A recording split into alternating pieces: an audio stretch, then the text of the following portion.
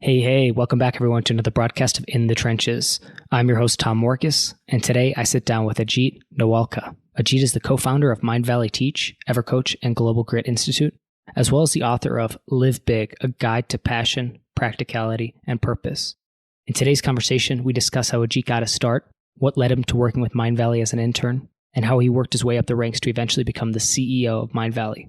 My big takeaway from today's conversation is just the way Ajit actually thinks about problems, how he perceives the problem, how he thinks through it, how he organizes the problem in his mind or on paper, and writes out the questions for discernment to figure out the proper path forward. Now, that might feel or sound very theoretical, but I promise in today's conversation we'll break that down, and you should be left with a way to apply this to your own life in whatever critical decision-making capacity you need it. So that's definitely my big takeaway, and I think there's a lot of other nuggets of wisdom and just great things that Ajit shares with us, and I think you're going to really enjoy it. So without further ado, let's get to the conversation. So Ajit, the way I want to kick things off is give us some context of how you got to where you are today with Evercoach. We'll talk about your book, Live Big, here in just a minute, but I'm kind of curious, how did you get into the space in the first place? So my story starts in a small town in Jaipur called Jaipur in India, which is this town that I grew up in and I was born in and I grew up in. So I come from India and I grew up in a house of about 23 other people. This was basically me, my cousins, my parents' cousins, our extended family all lived together. And that's really where I grew up. And like you can imagine, when you are growing up with 23 other people, you don't really have a lot of abundance of space and a lot of abundance of wealth and so forth.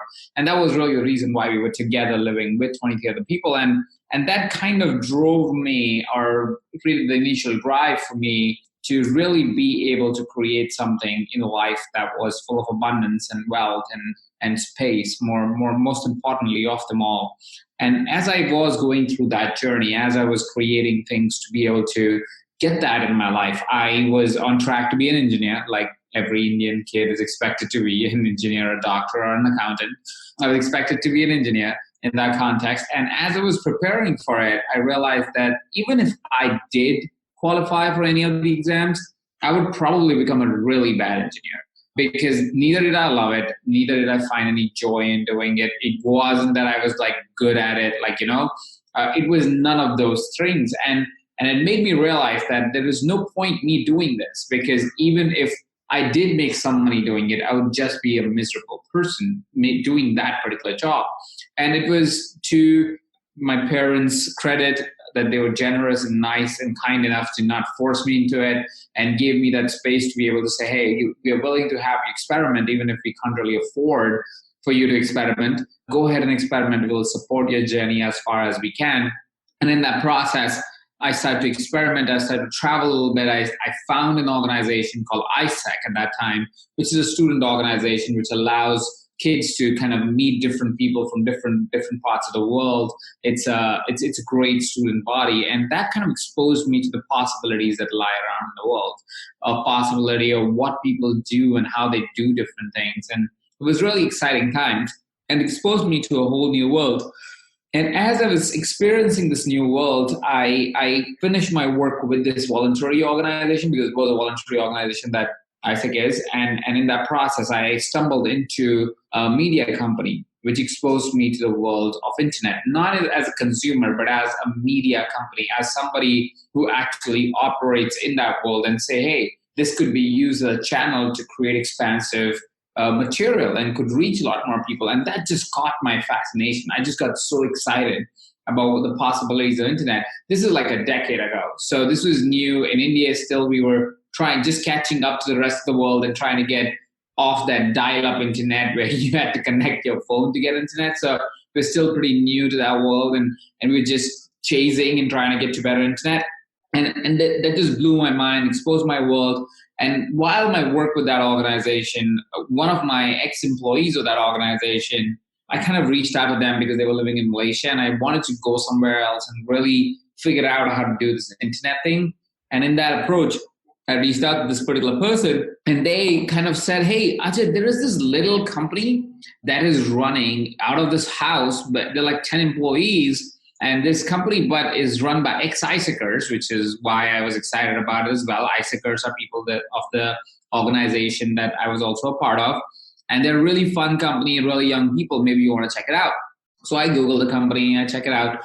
And that company happened to be Mindvalley. Mindvalley is one of the leading personal transformations companies today. But at the time when I joined the company, it was a 10-person small enterprise working out of a bungalow, basically. and that's where I joined the company. And over the past next 6, 7, 8 years, I would get really introduced to the works of a lot of personal development authors, a lot of coaches, a lot of trainers, and I would facilitate a lot of their businesses. I would actually help grow a lot of their brands and businesses in the process of growing Mindvalley.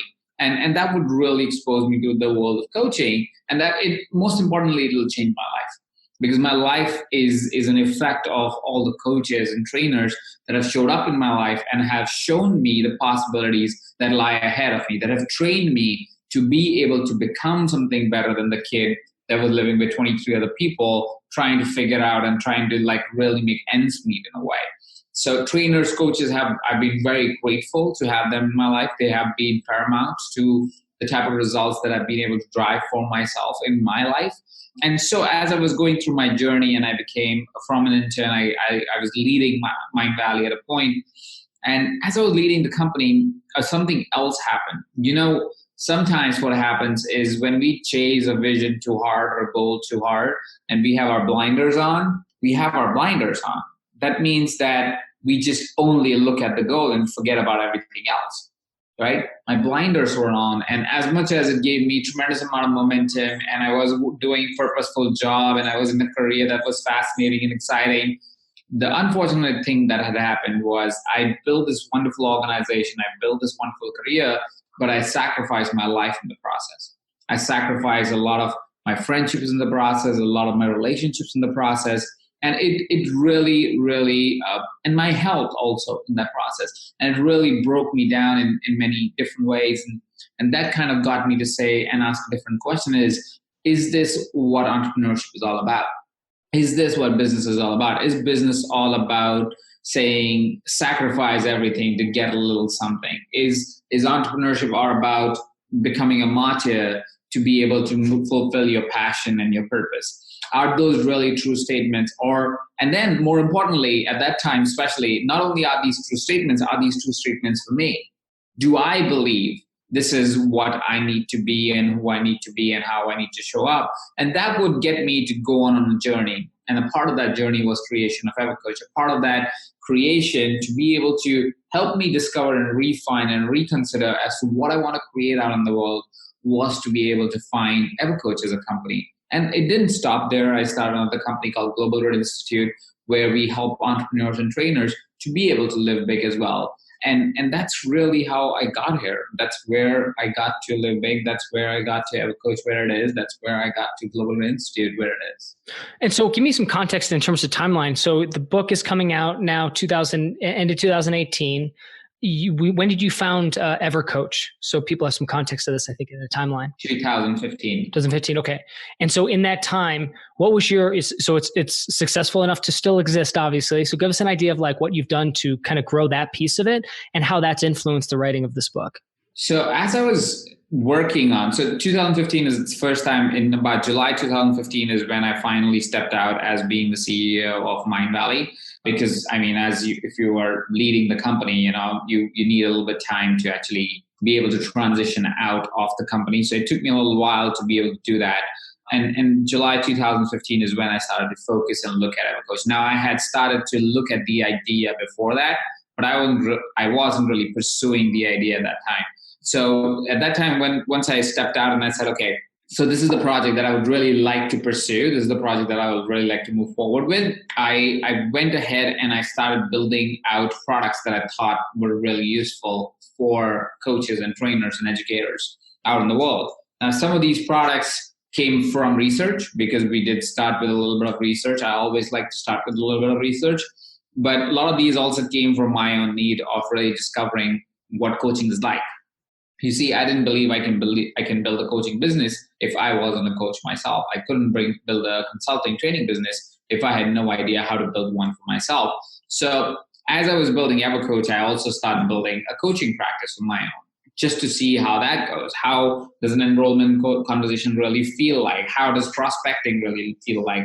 How does running an ad really feel like? So on and so forth. And as I was building this whole enterprise, where I was honestly, one of the key things for me always about business is that a business cannot be a copy of another business. It shouldn't look same to anything else. It shouldn't be same to anything else. A business is created to move the line, move the needle a little bit more. And if you want to move the needle, you can't be the same as blank. You want to be different. You want to be unique to you. In our reality, especially as coaches, trainers, you could be as unique as you yourself, because you yourself is a unique person. So it's easier to be unique because you just have to embody more of you in your business. It's a little bit hard when the brand is an outside technical product or something like that. But other than that, it's a little bit easier because it's more your reflection of your personality. So I said, what is it that is unique to this industry that unfortunately nobody has really tapped into? And I realized that one of the big things which were fundamental to my growth, and I knew will be fundamental to growth to any coach, would be what I call the disjointed learning theory. I only started talking about it recently, but I've always been a proponent of disjointed learning theory. Disjointed learning theory is simply a theory that I've developed for my own understanding, is that if you are learning from the same type of people, from the same type of people on the same type of knowledge, you tend to create replicas of what you're learning.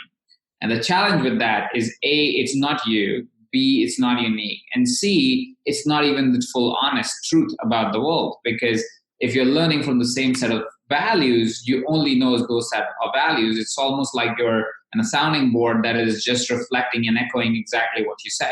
And that's just not good practice to create progress. It only makes you stagnant to the growth that is possible by being an echo chamber for yourself. So I say, if you want to really grow, you need to learn from as diverse sources, sometimes contradictory to each other, but they are diverse enough for you to be able to intellectually then quantify and go, is this a sensible idea or not? Is this a sensible principle or system or not? And then to be able to say, okay, this is what the final outcome will look like. So that's what disjointed learning theory is. And that's really the fundamental of creating Evercoach, where we said there is too many ideas out there in the world, and we need to find the best of them and bring it to one platform so people can easily access it. And that's really got Evercoach to get started and got Evercoach to get going as quickly as it did. So let me ask you a question about this disjointed learning theory, because I think it's kind of interesting. Because I agree, we naturally will gravitate towards that echo chamber, and I think social media compounds that and puts it on like steroids. And so the negative impact is so much greater potentially, although it's one of those invisible downsides, right? So I'm really curious, how did you like organize it then? Like I kind of understand it theoretically, but how did you approach both Evercoach and kind of the new book here with this disjointed learning theory? Like, who were you talking to, or what questions were you asking, or what groups were you trying to get involved with to have different, like maybe to see different approaches or to experience other people's values? Like, what was that like, practically speaking, for you? So firstly, it always starts with the outcome, or at least for me, it always starts with the outcome that I want to create, right? So for example, let's talk about the book. How did Live Big come into existence? I knew that I wanted to create a life that was an understanding of live big from my context and my perspective. Now, it is different for different people. But from my perspective, live big is about choice. Living big is about choice, which is basically being able to say, this is what I want to do. This is how I want to do it. This is when I want to do it. And you get to decide. And it absolutely does not impact anything in your life in the sense of like negatively. It is only positive momentum, and you get to have that choice. And that choice is what living big is for me, right? The choice to freedom, the choice to do something or not do something, the choice to do a product, not to do a product. And so that was the end goal that I was going for. I want to have a life full of choices where I'm not only tied to my purpose alone in context of work, but also in context of my life. What's the purpose of my life? How do I live fully?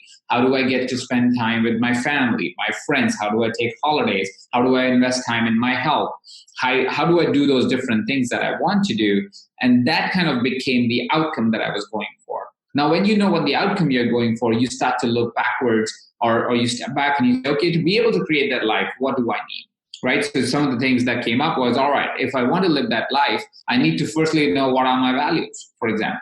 right? What do I even stand for? What do I mean when I would have the choice? What would I do with that choice, right?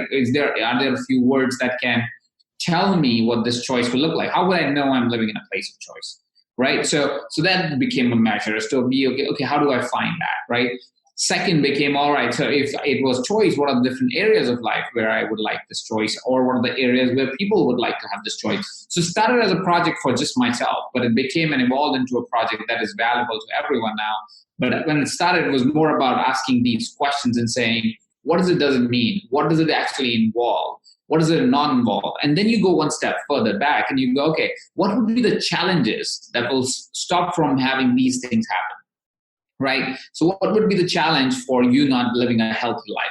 What would be the challenge for you not being able to grow your business? What would be the challenge blank, right? And then you write down those challenges and then you find strategies to be able to solve those challenges. And that's kind of like the approach that I take. It's almost like you go one step back and one step back and one step back, coming to the solution or the challenge that you will end up solving, creating a whole new life for you as a counter effect to every activity and every answer that you find. And that's really how Live Big was developed. Evercoach was the same. It was developed in the same way. What are some of the challenges that people face? How do we solve these challenges? What is the ultimate outcome that a coach really wants to create? What are some of the things that they need to create that ultimate outcome? What are the challenges that they face? How can we solve those challenges? The framework's the same. The framework is one step at a time. And hopefully, as you change the dialogue as the challenge solution or the place where you are at, you would move a little bit further in your journey. And as you keep moving further, you experience new challenges, and then you solve those challenges, and then you go to the next stage and the next stage and the next stage, creating the life that you want to create. Does that make sense? It does. And I'm specifically curious actually to kind of hone in on one aspect of that, which is the research piece. Obviously, as you're thinking through this, it's a mind exercise for sure. It's definitely like a creative exercise here to think through this, which I think is very helpful. And some of the questions you asked were useful. I think somebody could take those and actually start asking themselves those questions right now, which is really, I love that. When you started to do that research though, and you start asking questions like, well, what are these challenges? How can we solve them, et cetera? I'm curious, did you do anything that was like customer focused, and maybe this is pre-customer because it's just outside of a business. So I guess practically speaking, for an entrepreneur, freelancer, anybody who's maybe wants to apply this in their business, how might they go about like actually answering that questions? Because they might have an intuition or a thought, well, here's how I'd solve it. But is that the reality on the ground? So I'm just curious what you did from a customer research standpoint to ensure like, yeah, your answers marry up with what people actually want, not just what you want. So there's two parts to this answer. Firstly, there's informed intuition and then there's intuition, right? And informed intuition, and which is what I prefer, is intuition that is informed by relevant data, is informed by enough insight or information for you to be able to have an intuitive idea that makes sense. Right. So I believe in informed intuition, which basically means that you would feed your mind with so much data and information that eventually your mind puts it together, your brain puts it together, and gives your subconscious puts it together and gives it to your conscious mind to find the direction that you want to go to. You feel like it's an epiphany, but it's not really an epiphany. It's actually a connected dots. You just don't see it because you're not supposed to. You have a bigger processing unit that does the putting the dots together part of it. Now, apart from that, it's also important when you're creating any business is that you can't be only one side focused. By that, I mean, like there is no customer that can tell you the all solution. Like there's no one customer that can tell you this is all that we need. There's no customer who has all of the insight. They have their insight. And then you have to find as many insights as possible. So the first step to creating a great product, if possible, is to get as much insights as possible. And it doesn't have to be thousands of them. It could be a couple of them, like it could be 20 of them, 40 of them. And that's enough data set for you to be able to find a pattern. I look for patterns. I go, okay, what is it that people are constantly looking for? What is it that people are constantly seeking out? What are the consistent challenges that they don't say that they are experiencing, but you can see in their language that they experience, right? For example, right now, there is a trend of overworked entrepreneur. Like entrepreneurs are working way too hard than they were supposed to be working, or they intended to work. And you don't see that as an outwardly thing. You can't go out on the street and ask an entrepreneur. They don't really communicate that. They mostly ask the question of how do I grow my business? Nobody asks Why am I overworking? Why am I working 12 hours a day? Very few would be aware enough to be able to ask that question. But that's the trend, that if you look at the language, you will be able to spot that right now, entrepreneurs, because of the constant comparison with the outside world and the constant comparison of them to their goals, they are in a state where they feel like they're not reaching enough goals. And so they are overworking themselves, leading themselves to tendencies of burnout. And with those tendencies, they're leading themselves into a place where they may be able to create those businesses, but might not be able to have that emotional success or emotional satisfaction from it. They will have financial satisfaction undoubtedly, but they will not have the emotional satisfaction of it, or it seems like that they might fail at that. Now, that's a pattern that you see in language. That's not a pattern that will be obvious, that won't be communicated directly by an entrepreneur. But if you're listening to patterns, you'll be able to spot that as a pattern. So what is the best product that you can create if you are looking at a pattern like that? Because you've taken enough data sets, you go, okay, can I somehow solve the problem that they really want to solve, which is growth of their business, because that's what they will communicate, while creating the emotional balance in their life? Would they appreciate that? Right? So that informs your insight to say, hey, that's a product that is needed. Right? They don't want to, it's not necessarily that they want to work less. And that's one thing that you kind of want to be aware of. They just want more personal time, right? So it's not that they're not scared of the work. That's not what an entrepreneur is scared of. What they want is, can I spend some time with my kids as well? And it sounds like maybe behind that one too is also, can I do that without everything falling apart or falling behind or losing out on these opportunities? Yeah, like my business grows at the same time. Exactly. Like they want to grow the business. They want to have it all. And it's totally possible. It's just a reprogramming of A, understanding of how really business works, and B, really how does the life work along with business. It is possible to have it all, but that's the dialogue that they would not consciously have, but unconsciously prefer to have that. Does that make sense? Yeah. And when you say it requires an understanding or re-understanding maybe of business and how business works or how it could work. Did you cover this topic in the book? And I'm really curious, what are your fundamentals like when it comes to this for entrepreneurs, business owners to think about that they need to get right before they can kind of like pass go and collect $200?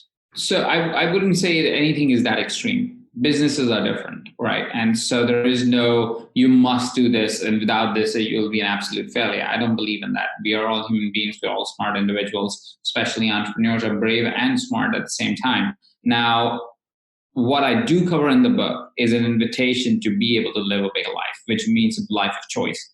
Which means, yes, you can grow your business and be able to spend time with your family and be able to take care of your health and be able to spend time with your friends and be able to binge watch a Netflix series if you want to.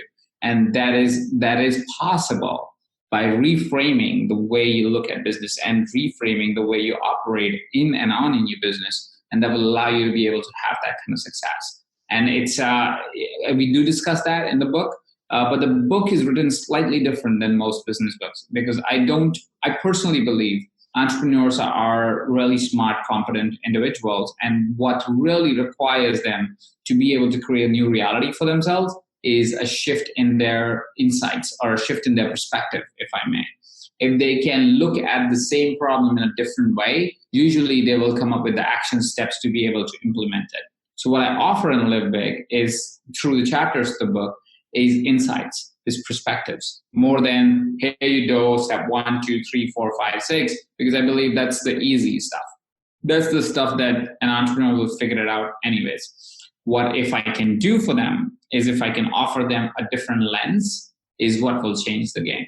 Now, while I am doing that in the book, what I also understand is some entrepreneurs might want a little extra help, might need an extra little nudge.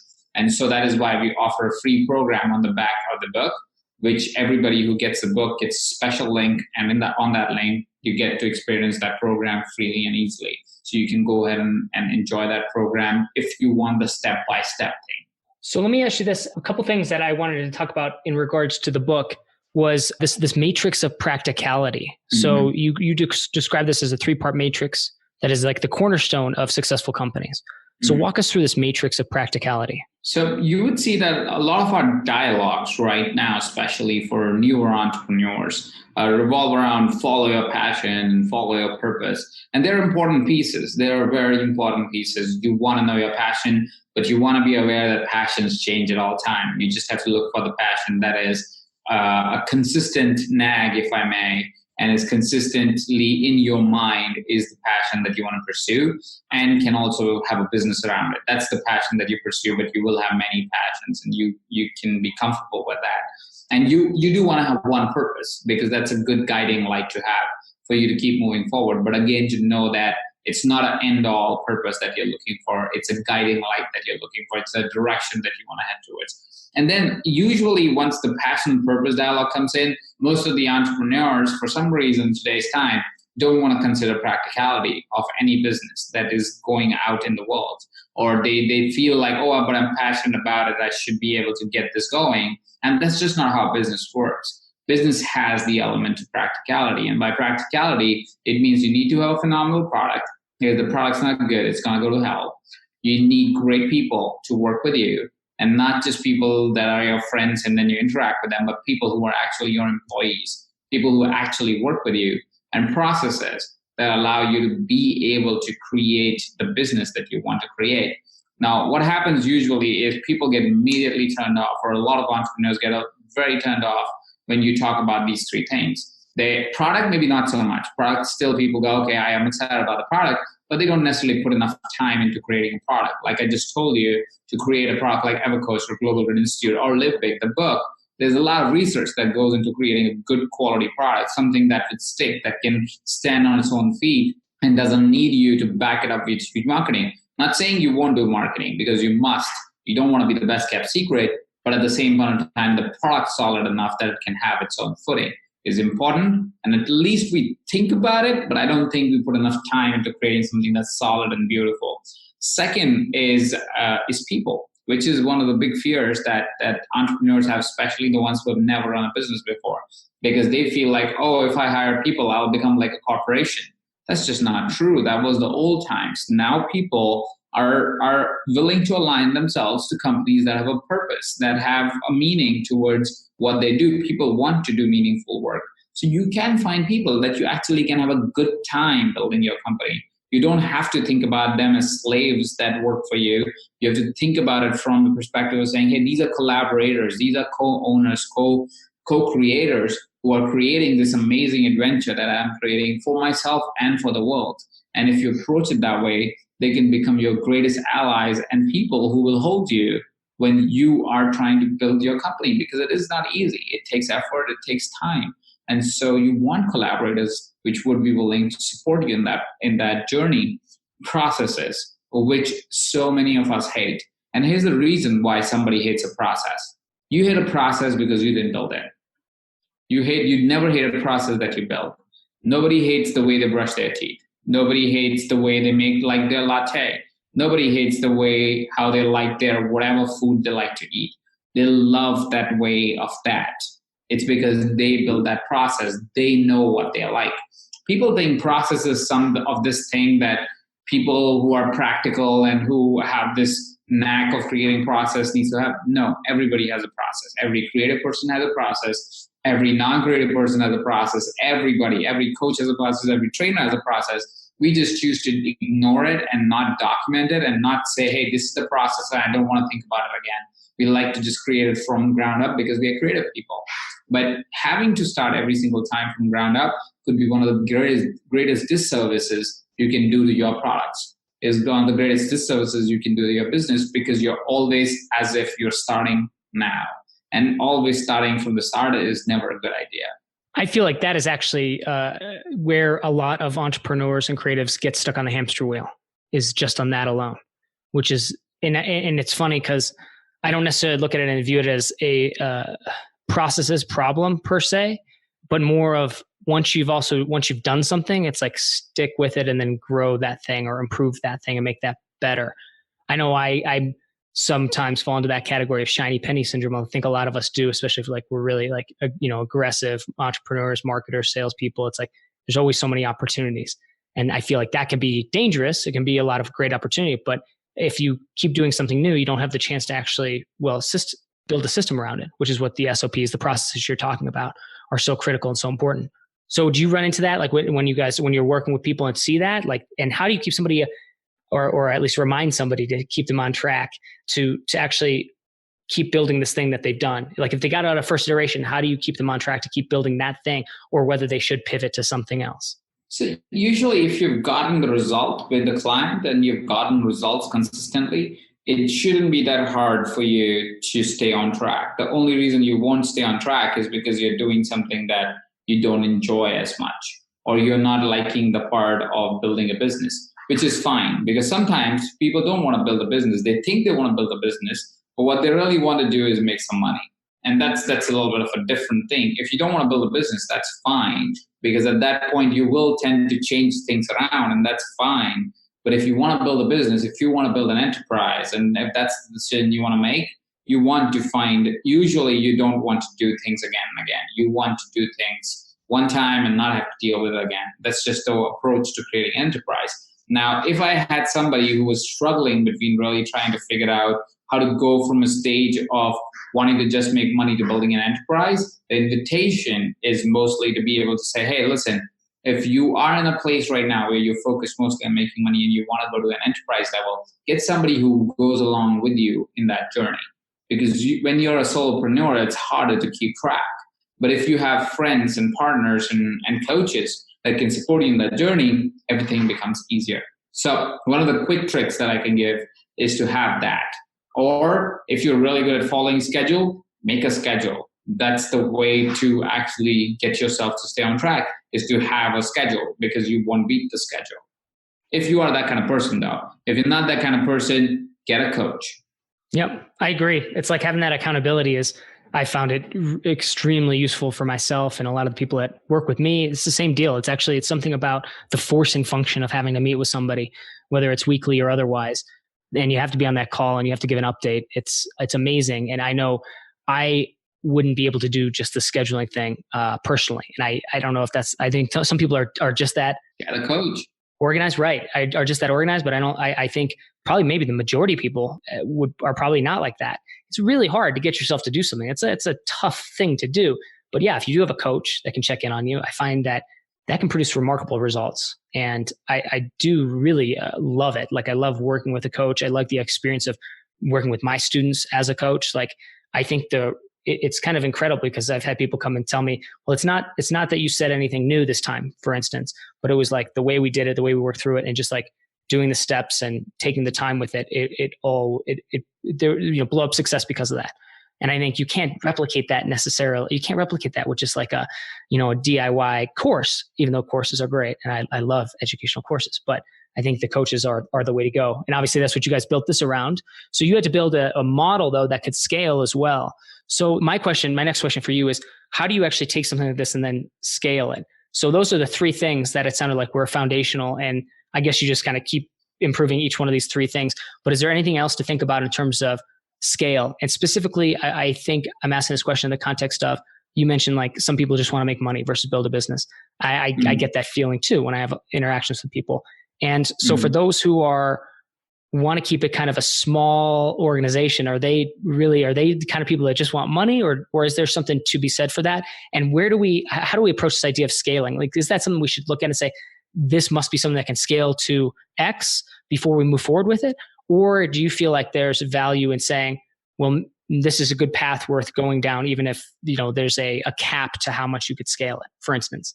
It really depends on the entrepreneur. Entrepreneur is the centerpiece of the business. And if you are somebody who wants to scale the company, then go ahead, scale the company. But if you're somebody who says, hey, listen, I don't care for the scale. I care more for having this as a boutique enterprise, which takes care of a certain number of people, and I just want to stay in those tranches, that's absolutely fine. There is no, this is the way or that is the way. It's more a decision of the entrepreneur, because the product can always evolve.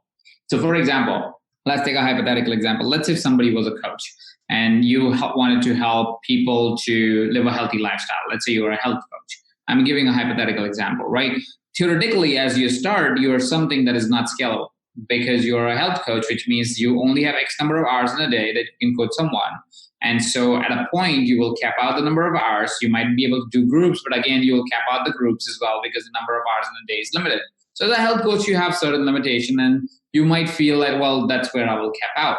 But is that really? If you really want to go tomorrow, hey, listen, I am a health coach, but I would love to scale. You can always switch the product instead of you having to interact with your clients at all times. You could be meeting them virtually, and you could be having 1,000 people meeting you virtually at any given time, or 5,000 or 10,000 people. Now you have infinite scale. It's the same product, it's the same philosophy, it's the same approach, it's even the same trainer.